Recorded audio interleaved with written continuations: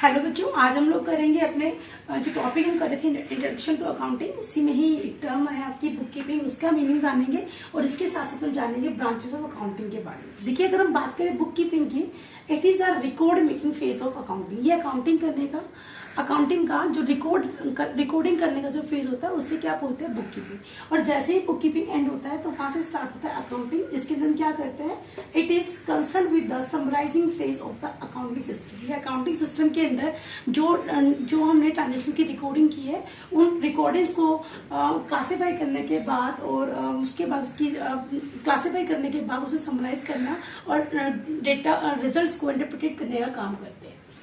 इस टॉपिक को हम लोग एक डिफरेंस के थ्रू भी ज्यादा अच्छे से अंडरस्टैंड कर पाएंगे। देखिए, यहाँ पर मैंने डिफरेंस देखा है बुक कीपिंग एंड अकाउंटिंग के बीच में।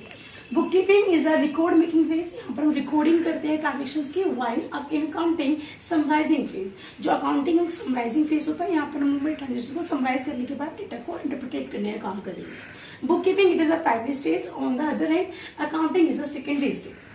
Book keeping it is the routine nature, routine in nature, ये रूटीन इन नेचर होता है, डे बाय डे चलता रहता है। जबकि accounting is the analytical nature, this is perform at the end of the financial year. उसके बाद बच्चे, book keeping done by the junior staff, इससे जो जूनियर स्टाफ होता है वो इसे प्रिपेयर करता है, क्योंकि इसको करने के लिए हमें कोई special skilled highly skilled person की रिक्वायरमेंट नहीं होगी। जबकि अकाउंटिंग जो होगा it is done by senior staff, experienced person.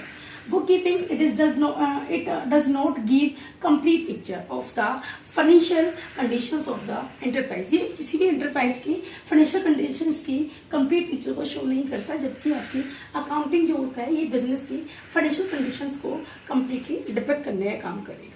उसके बाद बेटा अब हम करेंगे ब्रांचेस ऑफ अकाउंटिंग। तो अकाउंटिंग की मेनली जो मेन ब्रांचेस है फाइनेंशियल अकाउंटिंग, जिसके अंदर हम लोग कंपनी की जो फाइनेंशियल ट्रांजेक्शंस है, जो मनी टर्म्स में हो रही है, उनको रिकॉर्ड करना, उसको इंटरप्रेट करने का काम करते हैं। कॉस्ट अकाउंटिंग के अंदर जो हमारे एंटरप्राइज है उसके अंदर जो एक्टिविटीज उनकी जो भी आइटम्स बन रहे हैं कॉस्ट को इंटरप्रेट करने का काम करेंगे स्पेसिफिकली। और मैनेजमेंट अकाउंटिंग के अंदर हम बिजनेस के अंदर मैनेजमेंट करने का काम करते हैं। इसके अंदर मेनली डिसीजन रिलेटेड एक्टिविटीज जो है वो की जाएगी।